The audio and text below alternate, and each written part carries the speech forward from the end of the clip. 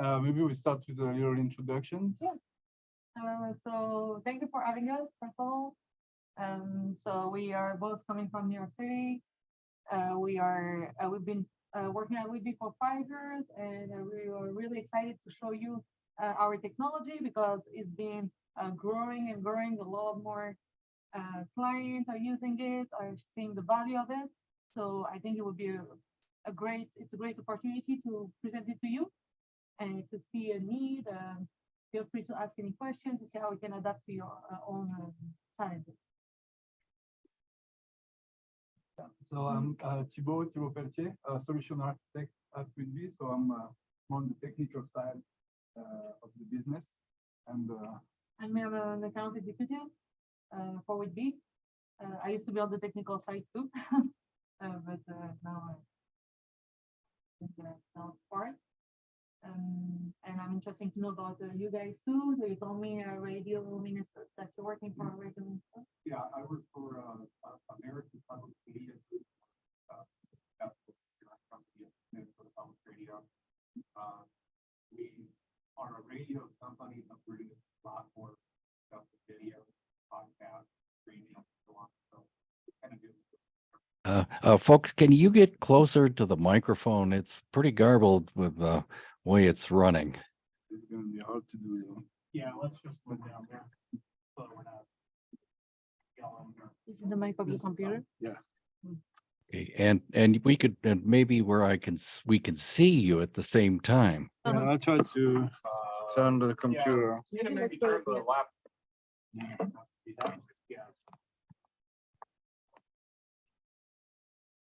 Here we go. This yes. Yes, this one. You can see the- Mark, is that any better? If I stand here? That's much better, although the camera's looking at a window which just washes it out completely. If the camera was moved over to the right and looking away from the window, that would be even better. What's that now?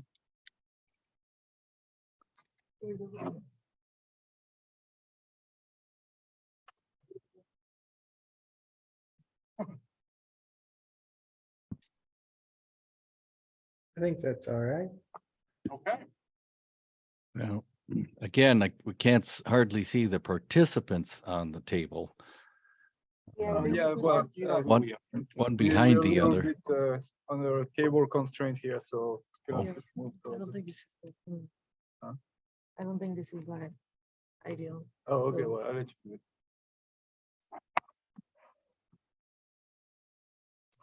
Window.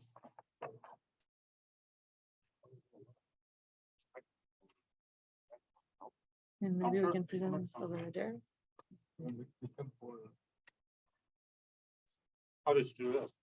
Yeah, that was That's much better. But as you were saying, Yeah. So we were at, presenting ourselves. So Yeah, so So we're we interested sort in of having an did introduction about you. So thank you for this introduction. You didn't tell us like what is your role in the company? okay, my name is John Blomstrand. I'm staff engineer for engineering. So I concentrate more on over the air, so RF and transmitters and antennas and things, but it's always nice to keep apprised of what's going on behind the scenes. ATTC for me, I'm Taylor Barker. You both know that already. I work in the master control side of things, so behind the scenes, keeping both KTTC and KXLT on the air. Mike Davison, I work with Comscore Television, do community public access and community access stuff, and I do a mix of IT and engineering and master control. I'm a small place, so a little bit of everything together. What is the name of the company? Yeah, maybe. Comscore Television, Times Square? Town Square. Okay. If you could rotate the camera to the left a little, that would be, it'd see less of the window. Thank you. Much better. Ethan Hart, Minnesota House of Representatives. Legislative coverage to Twin Cities Public Television as well as. What kind of coverage, internet coverage? Yeah, we stream the YouTube. And, over the air. So that's where I could take it. Goes out to all the PBS affiliates statewide, so where I used to work as well. Much, much better, except the one behind Taylor is almost invisible to me, but It's the beard. It's all good. All right. Yeah, very good. Are you guys on Zoom? Do you want to introduce yourself, please? Trevor? I'm Trevor. I work with Reach Beyond with community radio stations in Thailand and Indonesia and Nepal. what time is it in, wait a minute, what time is it in Thailand? I am 12 hours ahead of you guys. So by the time this meeting is done, I will be in tomorrow for you. Wow. And I'm Mark Persons, a member of SBE 17 and like to tune in by Zoom because I'm not in the Twin Cities. Where you at? Where you at, Mark, Mark? are you at home? Oh, I'm in Brainerd, Minnesota, which is 120 miles north of the Twin Cities. Okay, perfect. So now that we introduced all each other, I think we can get started with the presentation. Perfect. So I'm going to assume that you never heard about Witbe. That's probably the case. So I'm going to quickly present you what we do at Witbe, and then we'll move to the more interesting stuff. So what do we do at Witbe? So Witbe, we are specialized in quality of experience. So what is quality of experience? It's actually how your customer are going to experience your video content. So in order to do that, we provide measures of the quality of experience in order to help our clients providing great quality to their customer. So we are a testing and monitoring company. And if our approach is unique, it's because actually we are monitoring at the end on the real devices. That way we can really experience what your customers see. We don't use any agents. It's a black box testing. And that's how we are doing this quality of experience monitoring.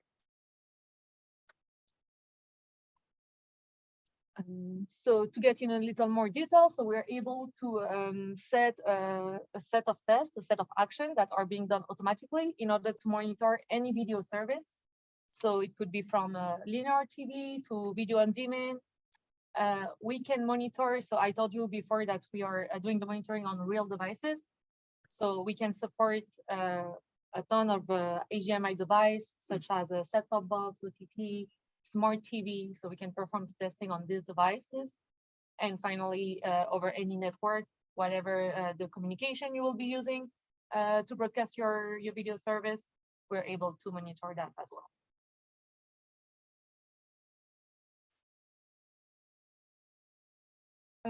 So you see, we can monitor a lot of devices. So we can work with a variety of teams. So this is the big picture of the main teams we're working with. So we help QA teams test their software release by automated action. We also help the NOC teams in order to remotely access their device and proactively monitor their video service. And during this presentation, we'll focus on this aspect of our technology. And finally, since it's a non-intrusive approach, we could monitor your service just the same way we could monitor your competitor service and performance. That way you could compare your service against your competitor, basically.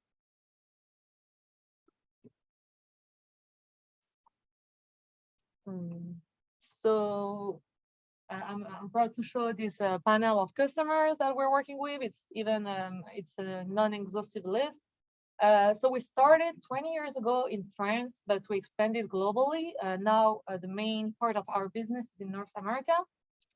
So we are proud to work with a lot of major broadcasters from operators, so we can network monitor the operator network of the big players such as AT&T, Verizon, but also local operators such as Paul Bunyan, SCI Broadband.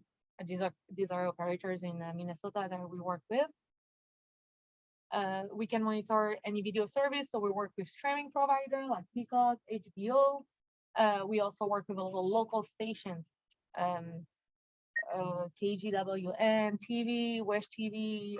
These are local stations across the states, and we help them monitor their local content.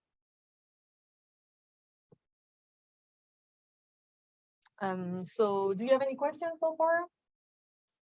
You say percentage wise, which is the greater share of your clientele's broadcast or OTT services? Who makes up more? Yeah, I would say OTT. Yes. More and more. Today,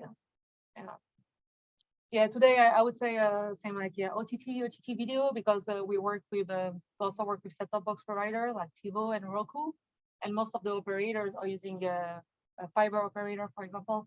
They are broadcasting through OTT. So we do a lot of OTT monitoring, which is like about maybe 50% in North America.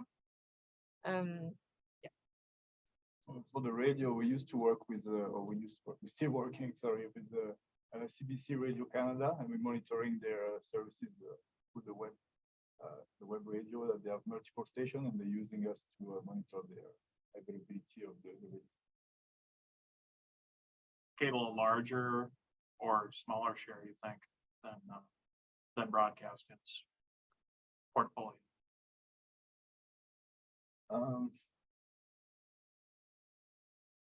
I mean, it's probably around the same. So yeah, we're working with DirecTV for the broadcast satellite. We're working with Verizon for the cable. So yeah, they're probably around the same share.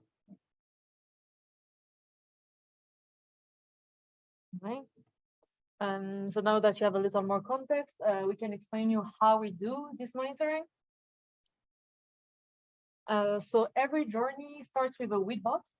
These are the three boxes that you can see on the screen, the Wit box 1 Plus and the Wit box Net. So basically, very easily, in order to get started, thank you for modeling the box, Thibaut. So yeah, so very simple. Basically, you plug in a real device directly to the Wit box. So there's an HDMI port to get the audio and video stream. This box is able to control any device, such as a set-top box, smart TV, and that way this gives. So the Wit box is able to control the device, and it can give you the control of the device, as well as running automated testing if you need to on these real devices. So as the first part of the presentation, Thibaut is going to show you how we remotely take control of these devices once they are connected to the Wit box. Yes, so thank you, Laura. So yeah, the first basic function of our robot, our Wit boxes, is to provide remote device access to our customer. So in the context of the pandemic, the business even grew larger because people had to stay at home and they needed to access the devices in their office or in other remote location. And so that type of device, the Wit box, allowed them to connect through the network and access the devices as if they were in the office. Before I jump on to the live demo, I just want to give a quick word about our architecture, how it works technically. So here is a high-level diagram of the Witbe software suite architecture. So on the right-hand side, you see the devices that we want to control. So it can be set-top box or OTT devices such as Roku, Apple TV, Fire TV. We also are able to control smart TVs, mobile devices such as iOS and Android device, tablets or phone, and also web browsers. So the devices are connected directly to the Wit box physically, and the Wit box and the devices are located in the same physical location where you want the test to happen. Then the Witbox connects through the network, through internet via VPN connection on a server that we call the hub, which is located on our cloud in the Witbe cloud. And our user, in turn, they can connect to the same hub, and that allows them to access the devices remotely and take control of them.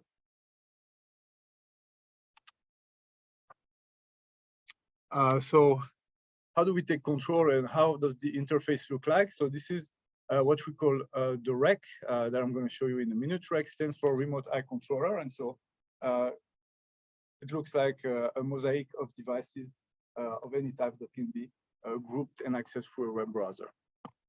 And so I'm going to jump on the live demo now. So here I'm connected to our demo cloud, and I'm going to access my demo cluster in New York. For this is called New York because it's my cluster, but we're connecting here and we can see different devices which are hosted in different locations.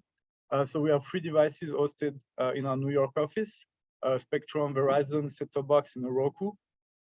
We have 2 devices hosted in Paris, Apple TV and Fire TV. Oh, 3, sorry. Apple TV, Fire TV, and the Samsung Smart TV. And on the bottom, Google Pixel hosted in our San Francisco office. And as you can see, we can visualize the video stream of all these devices at the same time with the web browser, with an internet connection, and gives me the view of all of it from my web browser. Now, if I want to interact with a device, I can double click on it, which will focus on the device exactly, and then click on the Take Control button. I'm going to be prompted with the virtual remote here, and I'll be able to control the device from here, like if I was in our office in New York. I can change the channel, for instance, display the guide. Yeah, go to another channel maybe. Send the channel digit. As you can see, there's very little latency here. And yeah, the experience is pretty seamless.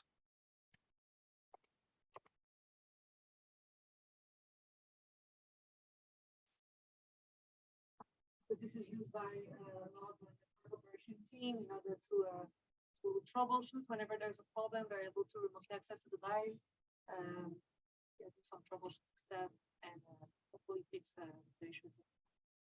I was about to ask, can you go back in time, try to isolate, say something might have either gone down or lost captions, whatever the case might be? Right. So yeah, this is something that we're going to discuss a little further into our presentation. But yeah, this is one of the capacity of our device. Right now, it's just live, so there's no recording in place.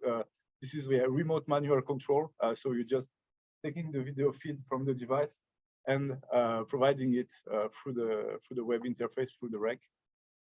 Yeah, and well, actually, I just say video, but you can actually you also have the sound here.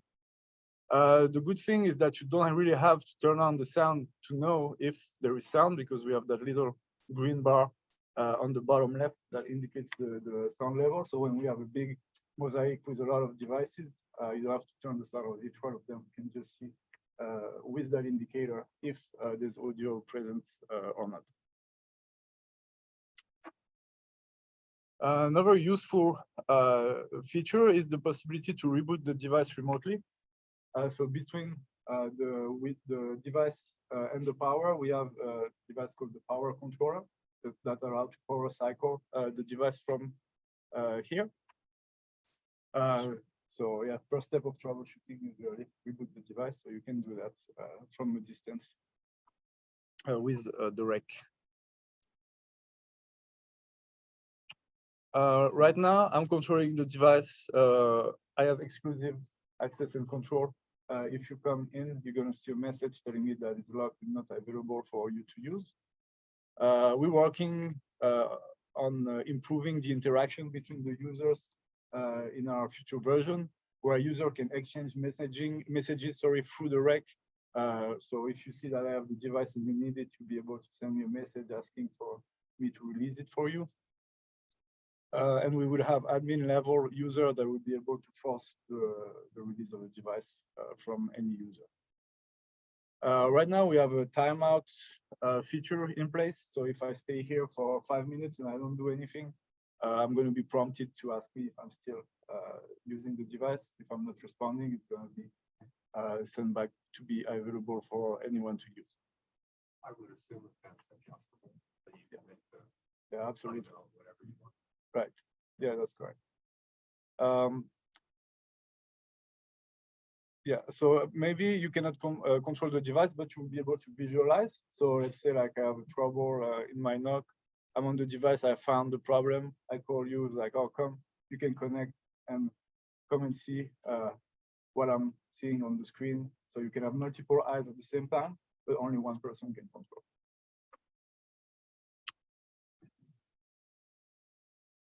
Do you have any questions? I have a few more features to show you before we move on. How does it actually control them? Like, are you putting IR repeaters in front of the Yes. TV? So yeah, this one works with the IR blaster. So yeah, that's our basic function. It's actually integrated in the Witbox. I'm going to try to show you, but right here we have a IR blaster port. So just a cable going to the setup. And we also have the capabilities of Bluetooth and RF control for a device that needs it. Okay.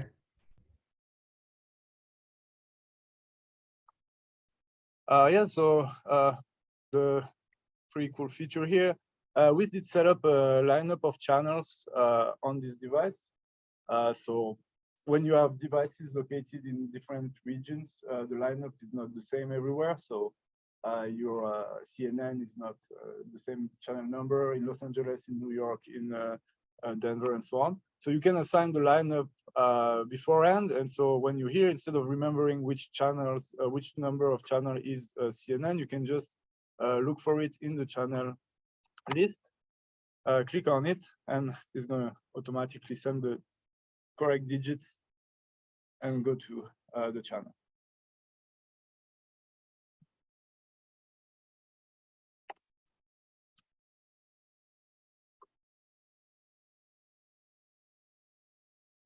Another useful feature is the possibility to record macros. So what we call macros is a combination of keys that we're going to record once, and then we'll be able by one click to replicate the same combination. For instance, when you have navigation to do in the menus and so on, you can save it, and instead of typing 10 keys, you'll be able to do it with one click. So for instance, here, I'm going to record a macro, and I'm going to do next channel 3 times. I'm going to save it.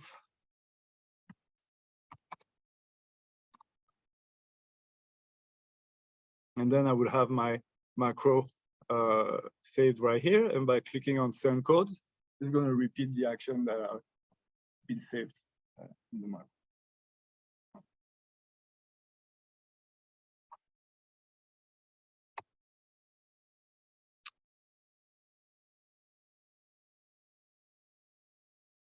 So these are all shortcuts that are displayed, but usually calculate our product when there's an outage, when it's time sensitive. So we'll sensitive them time too, and that's why we created those shortcuts to help them troubleshoot faster and react faster. What sort of notifications go up? There's an outage? So yeah, that's going to be emails, posts to Slack channels. We have dashboard views as well that we're going to show you afterwards, which are dedicated to outages. Yeah, so that's it for that reg demonstration. I'm going to let Lola take back the lead and talk to you about the Witbox more in details. Yeah, so just presenting the products that we have. So we have 3 products. The one that you have in front of you is the Witbox 1. So yeah, I don't know if you have you ever used Slingbox before? You're familiar with this product? So like you're saying, it's similar. I mean, it's right now we are the #1 alternative of the Slingbox in the market.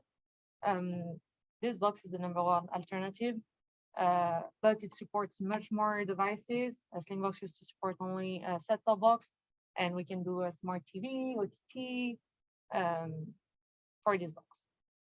Also, we're always keeping up with the advance of the technology. So like Thibaut mentioned, we support any type of device that's already integrated, Bluetooth, RF, 4K, are options that are available already in this box.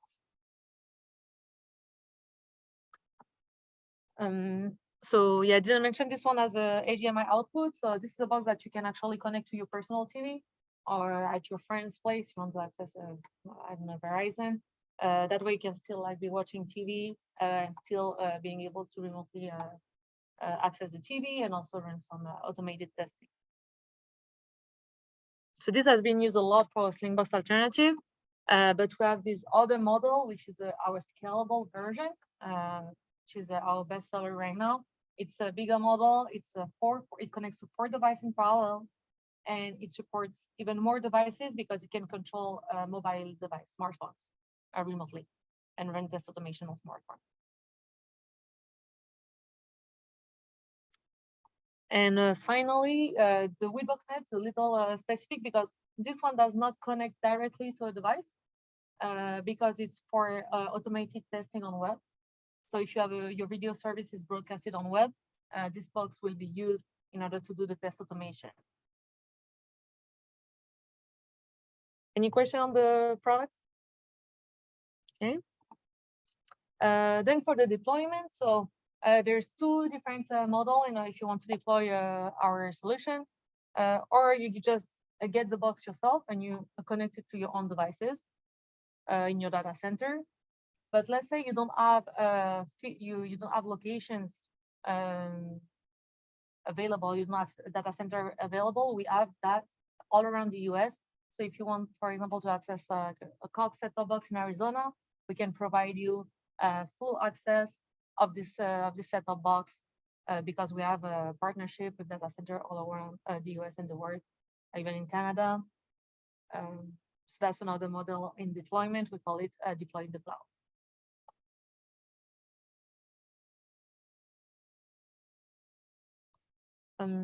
So yeah, so we presented you the remote monitoring capability, but this is the more valuable part, I think, of our product, which is the automated testing. And here we're going to do a focus on a specific use case, which is the linear TV monitoring, which again has been a very popular use case within the last 2 years.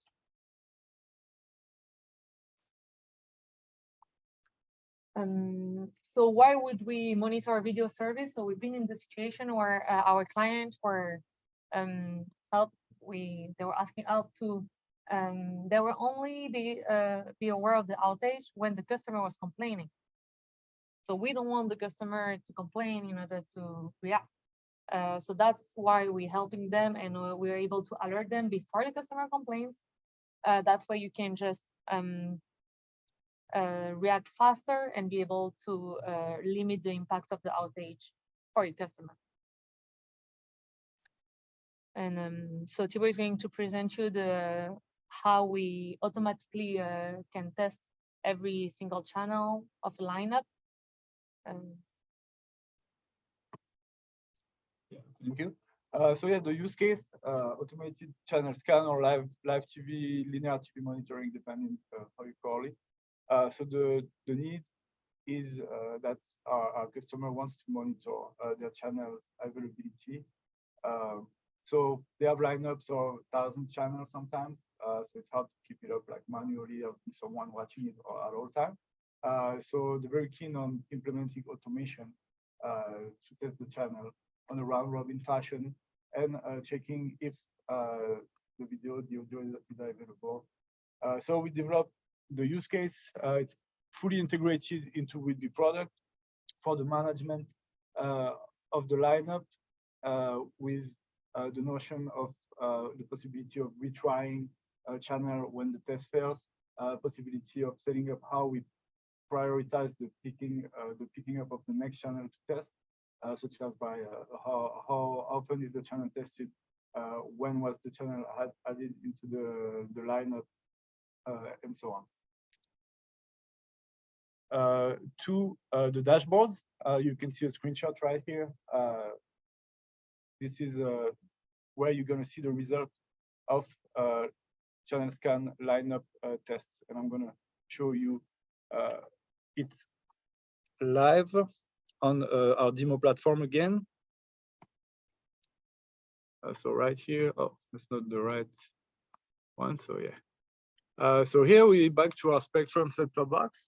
And so yeah, for the demo here, I did set up a lineup of 18 channels to monitor, the same one that you've seen in the channels, the channel tab when we were on the rec. So you can see that we have the map.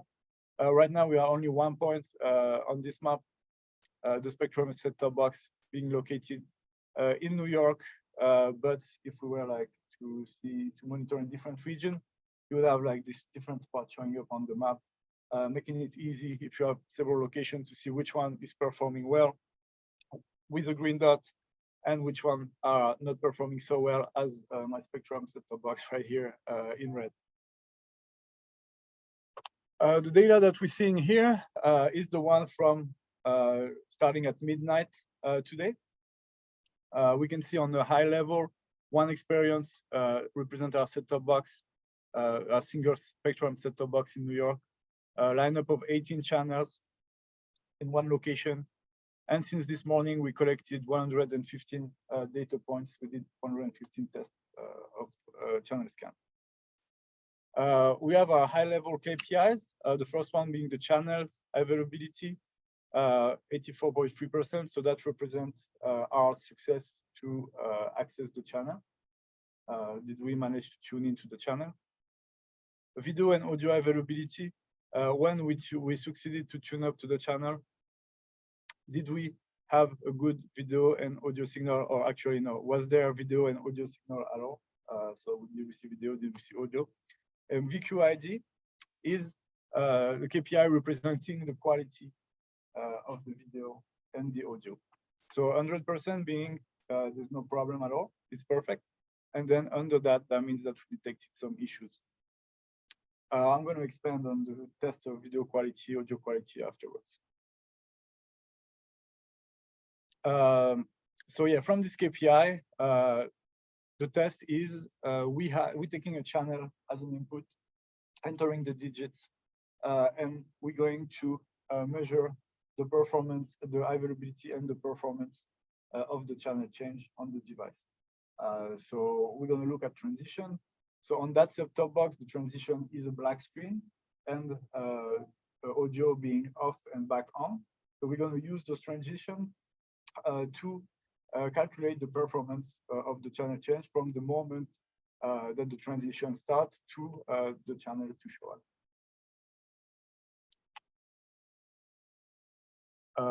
Yeah, so here we have under it the details per channel. So we see that we have a lot of channels that we can find and so on. And if we go down, we can see here we have our channels with problems.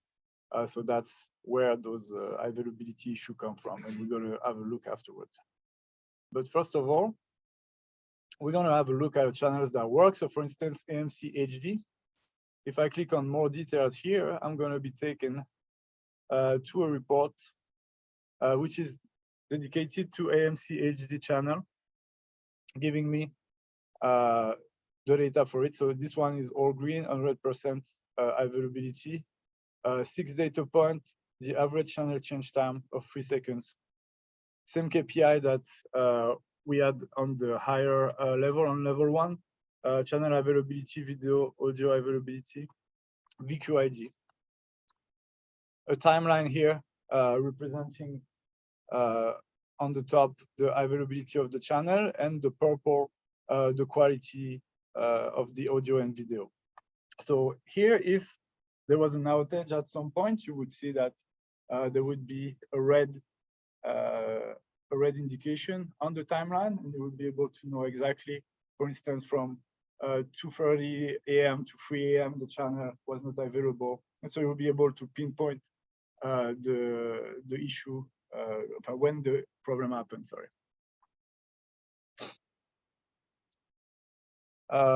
Yeah, so that's the only one line representing the availability on the channel and the cable in New York City with the KPIs. If we had like multiple city or multiple experience, you would have like multiple lines here. Then we can drill down further down, clicking here on data points. Gonna bother me a little bit. Up.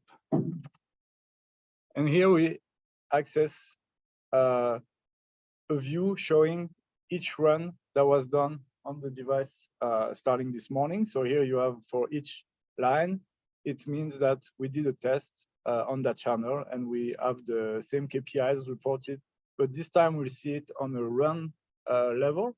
Every measure that we did is one line. So once again, in case like something is wrong, that's why you can access and see what didn't work out. So for instance, if you had a problem with the video, you would see that KPI in red. Problem with the quality, we would see that bar going down. Channel change time reported is here. And so if you click on one of these timestamps, you're going to be taken to a report for the exact measurements, such as this one. Yes, thank you.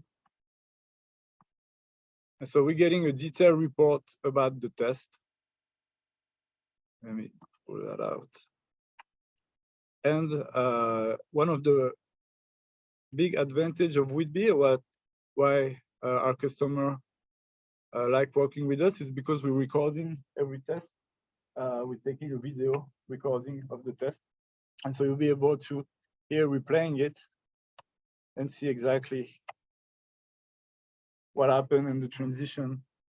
And so here we're sending the channel digits, and we did measure the transition and the channel change time here, with the video coming up, the audio coming up, and so no error on this channel change. Here we can see on this timeline, I'm going to try to zoom in a little bit. We have a detail of all the action that was done. So send the remote code, start generalizes, detect the channel, the black screen, detect that the sound is off, see that the black screen disappeared, and then see the video coming up. And right here, with those rectangle, the cube, we see the KPIs, channel change success, the channel change time, the duration of the uniform screen, and so on. And so these KPIs, like for the single run, are stored in the database. And from there, when then we aggregate, we filter, and so on. And that gives us the view that you see here, aggregated here on the device level for each channel. And we can drill down to the exact report with the video for each and every run that was done on this device.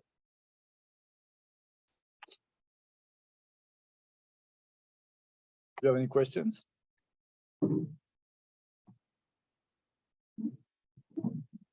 using a similar like monitoring system, or is it far from what you're doing on a daily basis?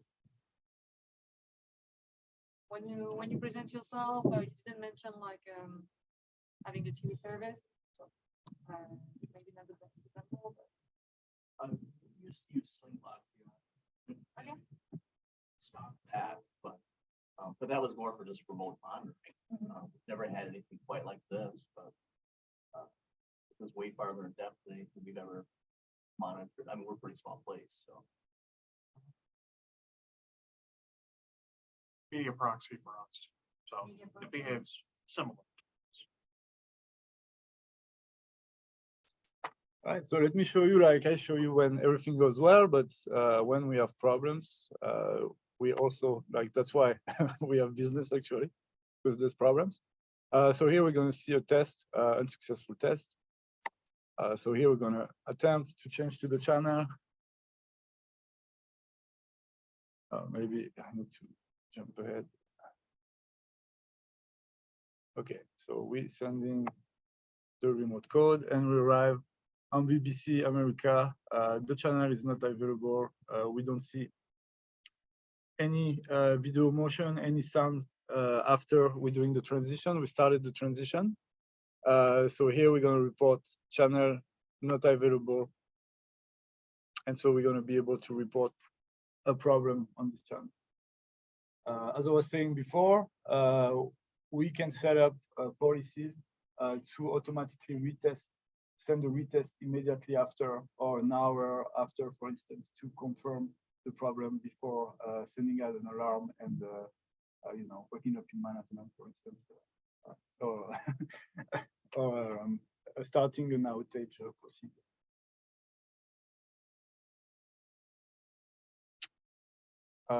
Yeah, Laura, I think you can take over and talk about regional monitoring. Yes, sure. So that's a way we could deploy our Witbox.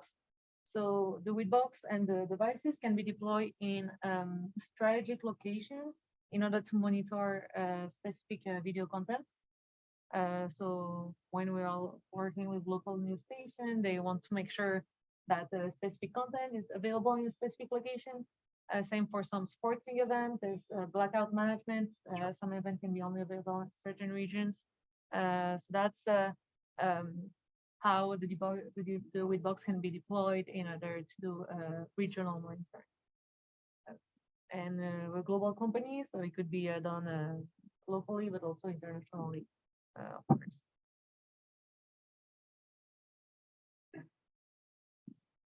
And so yeah, I was mentioning so yeah, blackout management also on the sport content topic. Every year we're working with broadcasters in order to monitor important events such as the Super Bowl. For example, in this example, we can see that we are monitoring the Super Bowl in different regions, different city, and different channels. So that's why we have the timeline, and we're able to know whenever there's a problem, and we can alert you. Like Thibaut mentioned, all the alerting is customizable, so we can alert locally, just specific node, or globally and raise bigger alerts.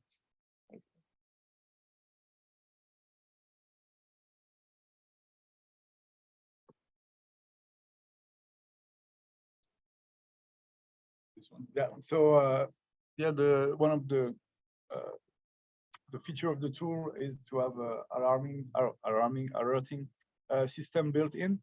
So we were talking about KPIs before.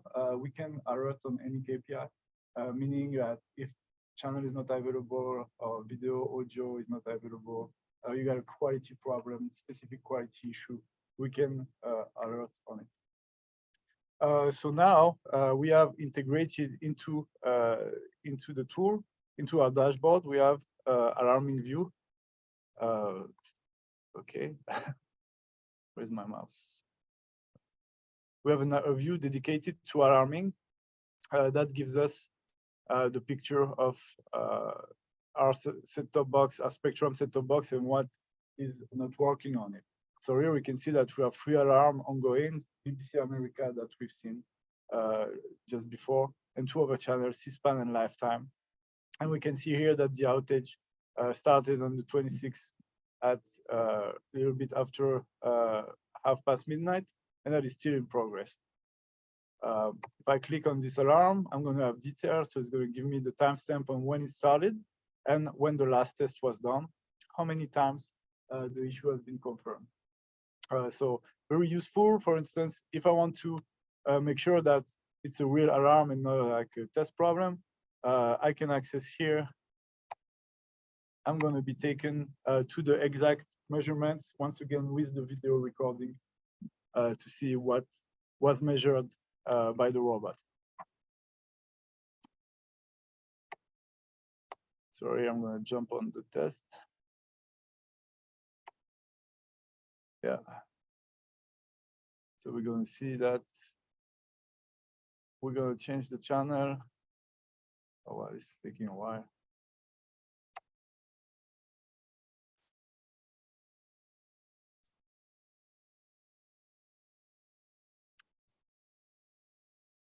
And yeah, well, so not available. So yeah, that's a real error. So I can confirm right here, and I can see that the outage is still ongoing. And so what our product development team has been working on lately is to make it more interactive. So here you'll be able to either confirm the alarm, escalate, so you can change the status, you can escalate to another team, you can stop it or you can dismiss it. So here, if I didn't want to have this alarm here, it's like, oh, this is no more, for instance, BBC, we're not subscribed to that channel, we should not be alerted on it.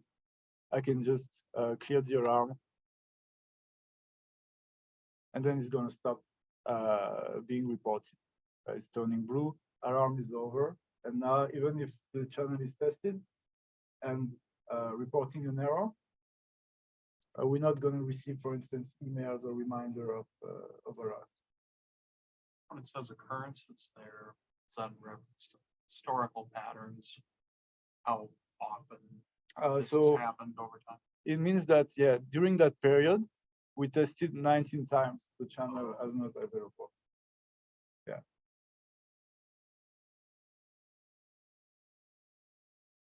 So yeah, so the KPI that we are alerting on here is the channel availability, but yeah, you can have alerts setting up on pretty much anything from the device sanity check. That's something that we do as well before, usually before we start automated tests, there's always a sanity check part, making sure that the device is responding as it should. So we build a test like that in different steps. And so if it fails at one of the steps, you can be alerted on the exact moment of the automation that the test failed.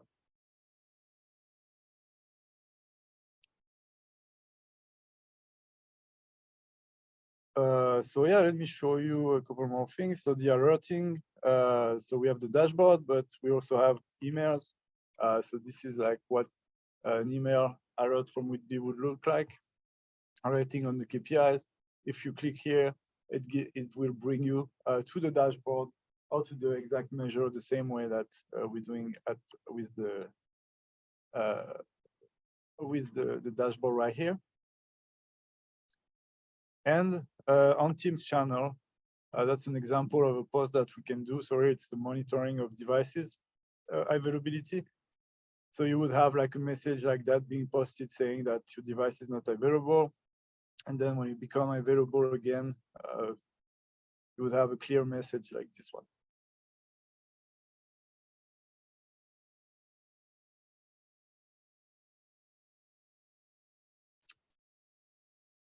All right. Any questions?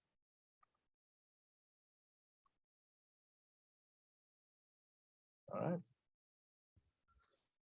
Can your system monitor closed captions? It can, yes.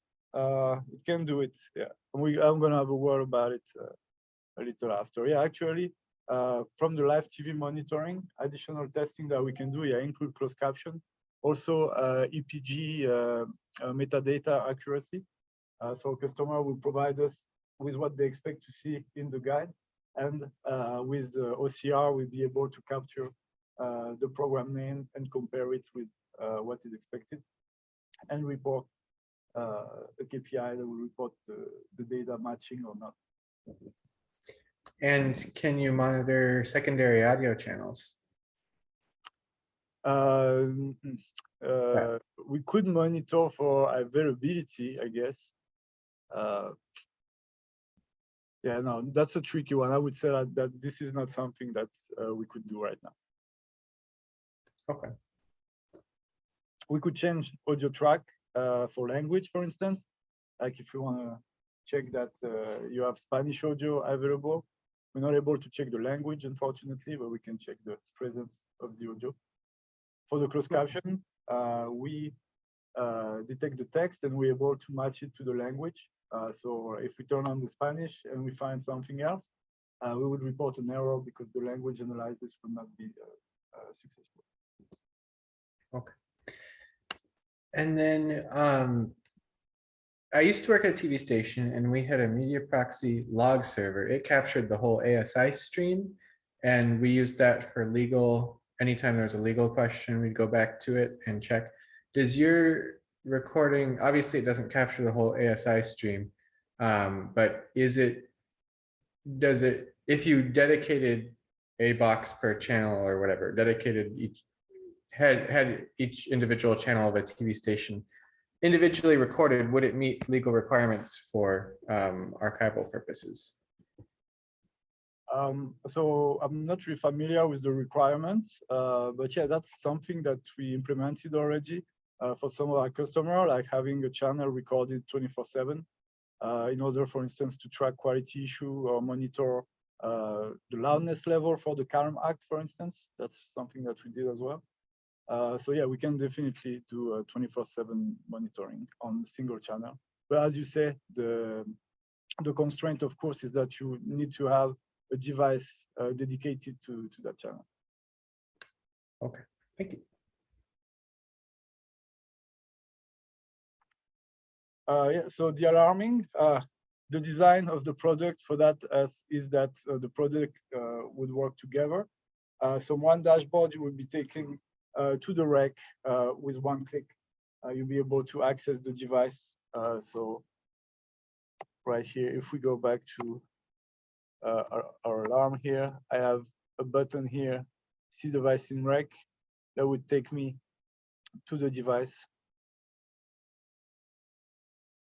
It's so very convenient to have a shortcut to investigate the device immediately. This and then, yeah, the video traces. So right now, yeah, that's a good example. So my alarm is here. I go to the device. I see that the outage is not a major outage. It just happened there. So I can come back here, investigate what happened on that timestamp. Maybe I'm going to involve other teams to look into the events that happen on the network or whatever. And I can share those views, the video as a proof as well of the outage.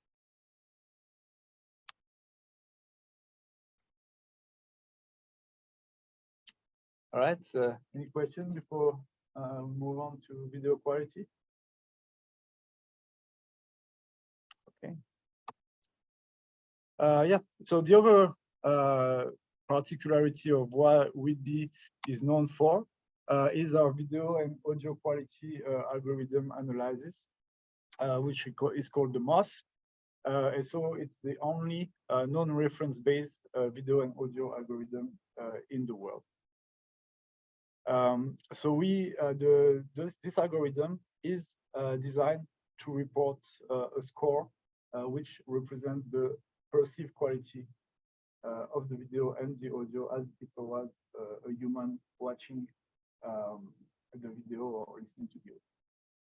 This is pretty much a virtualization of a job that existed before, which was called the GoldenEye, when you had people watching the TV and getting the score on the video feed. And so this is what the algorithm is supposed to replicate. From the video MOS, inside of it, we have a sub-algorithm, should I say, which is called VQID for incident detection, which is reporting errors when we see, for instance, frozen screen, black screen, when we see high jerkiness, high blurriness, high brightness for the sound, when we see no sound, when there is a high loudness. This is the part of the algorithm that would raise what we call events, and so potentially trigger an alarm on this. I did jump ahead a little bit, but yeah, so how it works is that we using the frame by frame sampling, and then we analyzing the levels of block, blur, and jerk for the video. And from this analysis, it output a score from 1 to 5.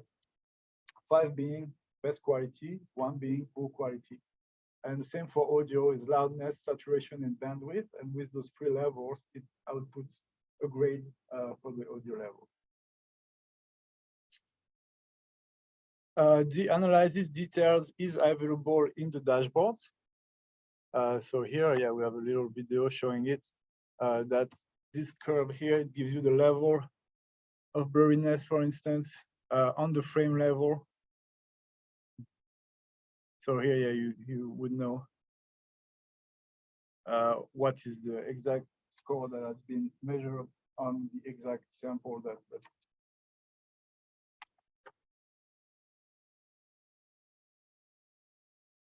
actually, I'm going to show you a real example.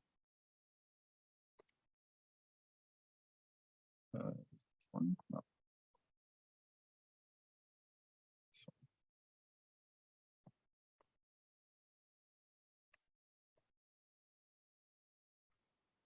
Yeah, real life example measured today. So here we do our channel change, and our second part of the test is to do the quality analysis. So here, if I play, we see that we have like audio 4, and there we have our video mouse that is evolving.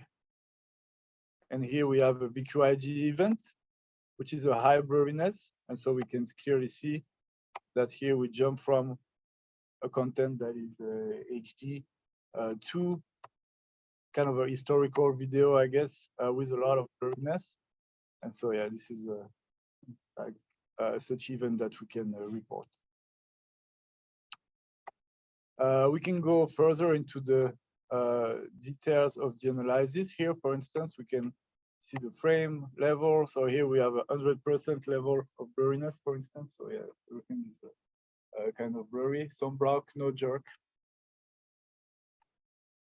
And yeah, for any of the frame, we can check the levels and the associated score for the mouse. For instance, here, this frame has been 1.05, which is very bad because the blurriness is so high. For the events, we can set up thresholds and duration. So like, for instance, a frozen screen, sometimes you have like transition between advertisement, or you have title screen, that lasts a long time. So you can say, if it doesn't last more than 6-7 seconds, I don't want it to be reported. If you want to track short, like jerkiness or blockiness events, you can set it up to be very sensitive, 1 second for 50%, for instance, and you would be able to catch frame level issues.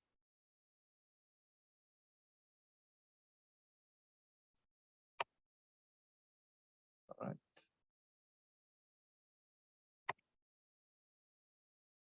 Hey.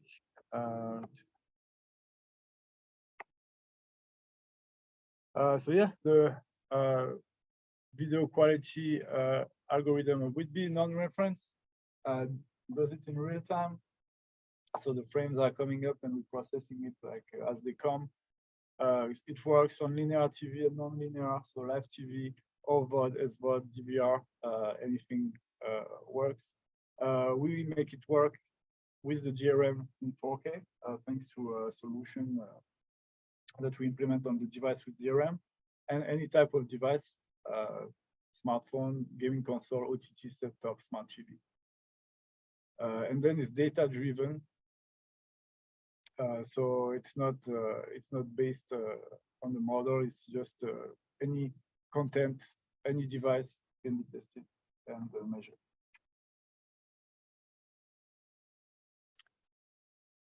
Yeah, some example of video mouse. So from 1 to 5, we get the top 2 picture being a 4.7 great quality, and the bottom being 1.9 with a lot of blurriness. So yeah, we can see like with the details that the picture on the top is very sharp, no blurriness, no blockiness, and the bottom one is a lot of blur. So yeah, that's why it gets a bad grade, 1.9, and the 4.7 on the top.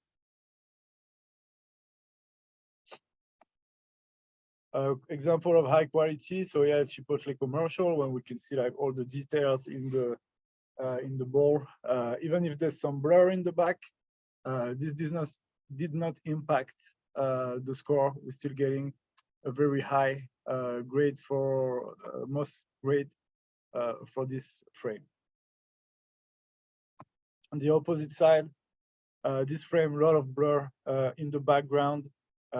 Even like you can see on the edge, like for instance, the pants and the clothes of the person are not sharp at all. We got a lot of blur in the trees. So this one get a bad grade with a high level of blur. If you put them side by side, there is pretty obvious which one is good quality and which one is not. Another type of event, so it's the jerk, and this one like is really an operational problem for our customers. So yeah, we're gonna have a cut like this, roll the frame, and come back in.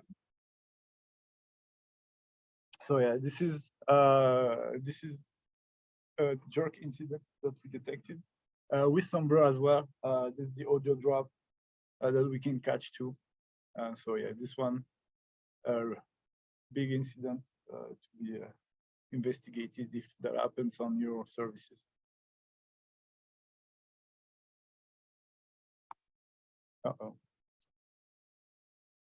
All right. Any questions before we move on to another type of use case? What's the price for cost per unit? Will be the different models for that. Oh yeah, so for remote monitoring only, so how it works is that there's a box that comes without any software option. You connect to the device and it allows you remote control. That's the basic functionality, and on top of it, you can add automation and scenarios, 4K, things like this. So for remote control, so if you want to remotely control a device, it's $2,700 for the box. Since everything is in our cloud, we also have annual recurring fees. Yeah.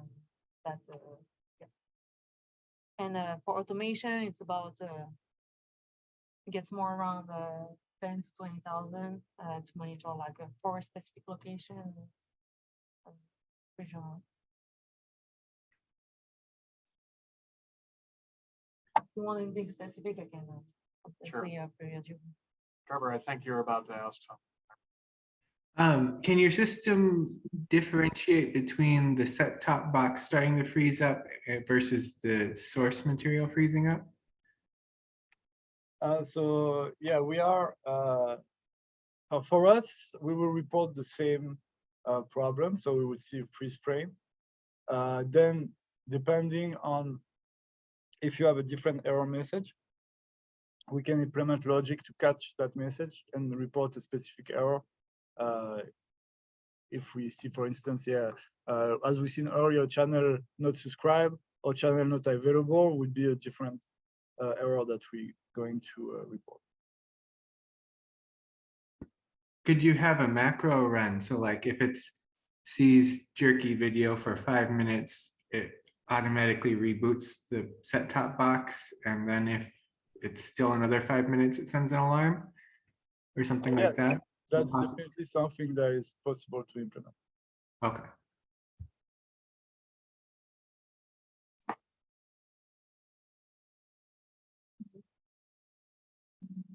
So yeah, so right now we presented you a specific use case for linear TV monitoring, but we can monitor anything that's visual thanks to the HDMI feed that we're getting.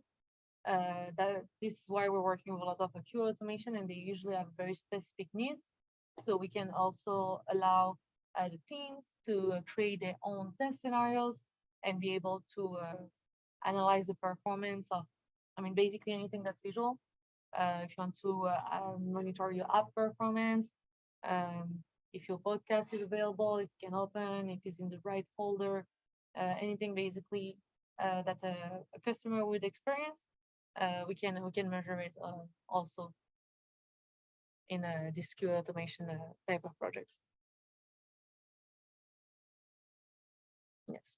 So yeah. So we have our own interface in order to script the scenarios. You don't need any development knowledge. These are blocks that have been pre-developed and that you can just drag and drop in order to analyze this capture. If the capture is available, do a certain action. If not, do something else. So it's a very intuitive and user-friendly interface in order for you to monitor your own test scenarios.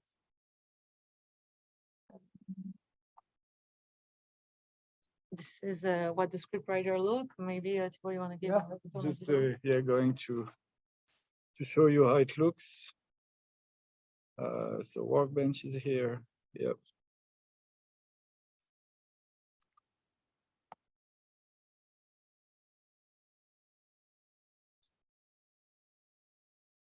Uh-oh. So before, everything was accessible through the web, but we also have our desktop app called Workbench, and this is where you can set up the scenarios, the devices. This is what the Thibaut is going to do.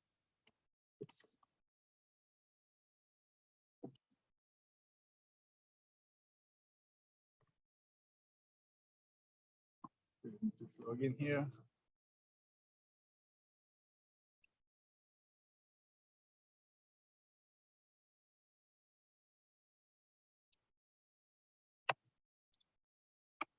Okay, so yeah, scenarios. That's how we called automated tests at Witbe. And I'm going to show you how it looks. So let me go my spectrum scenario, for instance.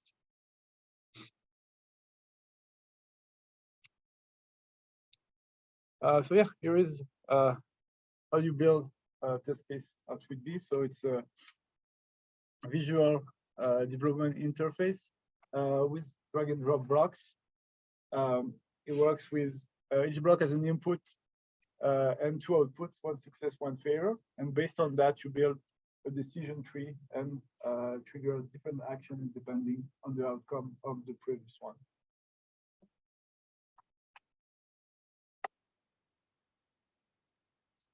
So yeah, as Lola said, there's no previous coding knowledge necessary to start scripting. So yeah, training is pretty quick too. And usually we get our customer up and running in a couple of days. A couple of days of training, you'll be able to work with this. And so the main logic behind it is that we're using, on one hand, sending comments, for instance, here sending the channel 1 to 3 codes to control the device. And then on the other hand, we're using screen capture to control that what we're getting on screen is what we expect. So here, we're sending the menu, remote code. And then on the next block, we're gonna have a block that's wait for a capture, the Spectrum logo to show up. So this is what indicates what we use to indicate that the menu of the Spectrum set-top box is displayed.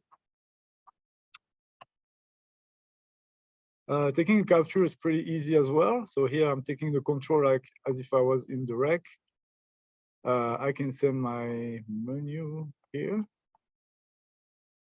And then clicking here, I'm going to record a few frames. It's going to take me to an interface called the Capture Manager, where I have the tools to extract screen capture. So here I can get my logo. I can test.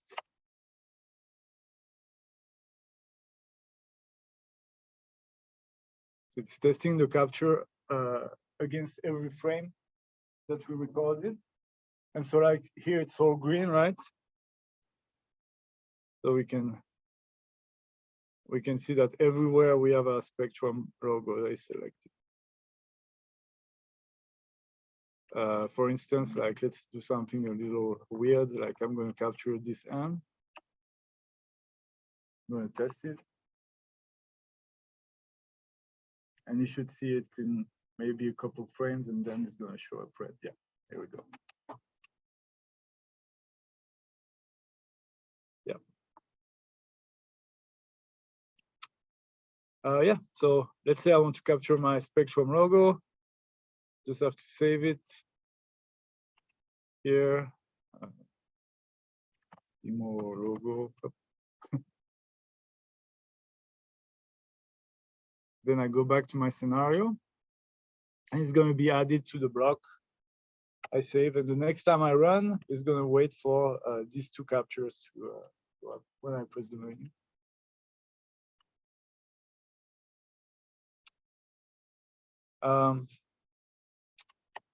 The capture part, on top of controlling the navigation, it also allows us to measure performance. So for every time we do, like it's called wait for capture, so we wait. And so the output of the block is the duration, or one of the output is the duration that we have to wait for the capture to show up. So that tells us that we press menu, we're gonna wait for 2 seconds, and that tells us the performance of the set-top box to display the menu at this time is 2 seconds. So we can take that data, report it into a KPI, and then send it to our dashboard and feed it to the reports and get reporting, get data about the set-top box performance. You can't effectively make a time pass that way. Mhm.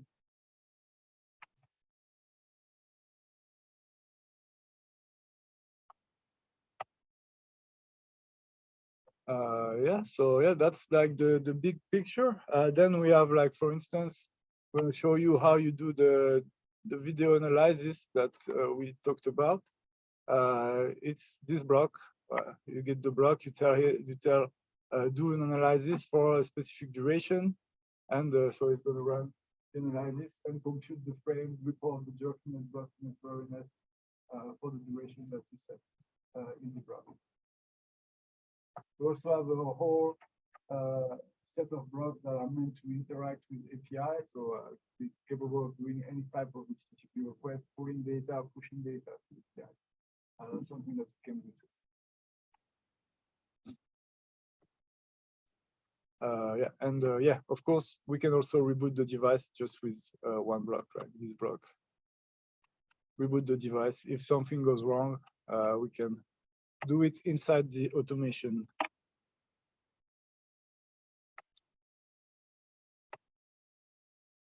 Any questions?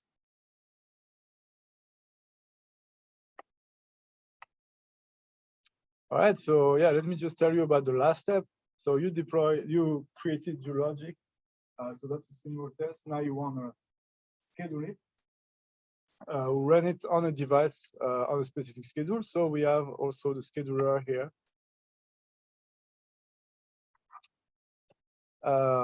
Where on my Spectrum box.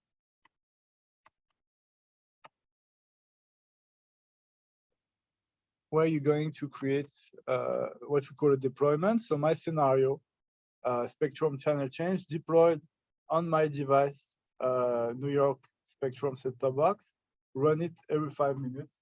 So collecting the data every 5 minutes and sending it to my dashboard for me to review. And yeah, that's it. Then you have the data coming up and you go back to the videos, the monitoring, and so on.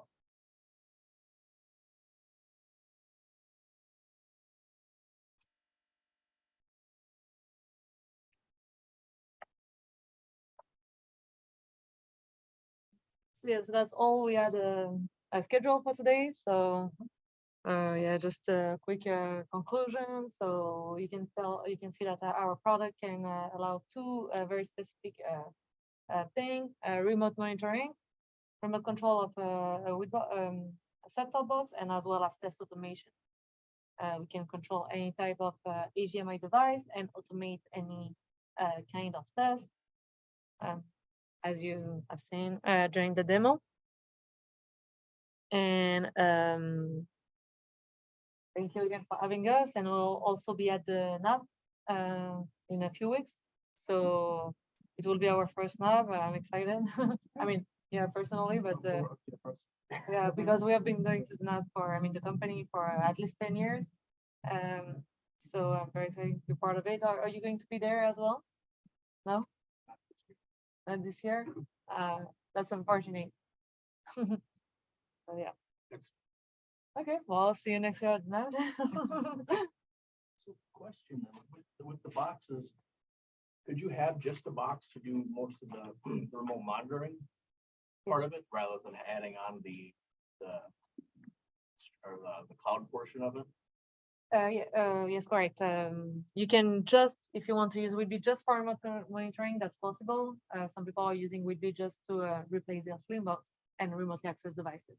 Okay. We still need the cloud though, because I know Slingbox, you connect directly to the box. We don't do that. Our architecture requires to have a cloud instance to connect to the device. Okay. Are there different levels of the cloud portion of it, or is it all like one package, or how's that work? Like if you didn't want some part or piece of it, you just want a basic part of it. Yeah. So yeah, the basic level is just what we show first, the rec. Okay. So like when you just have the access through the web browser and control the device. Okay. So yeah, that's the lowest level of Yeah, that's a technology very that we basic provide. level, no added option, and the price depends on the number of devices connected Okay. to the cloud.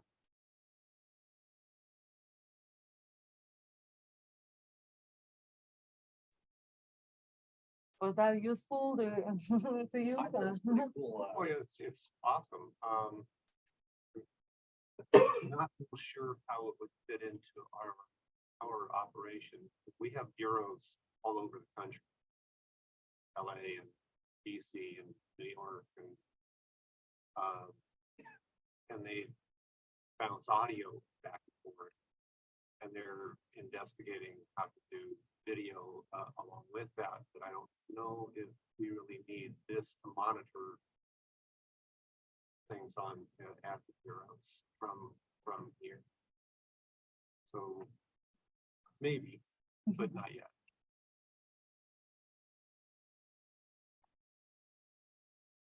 Yeah, that's really a typical use case. I mean, even internationally, we have some development team. Usually they have their QA team. Sometimes they in India. They need to access devices in the States, so they're using us to provide the access.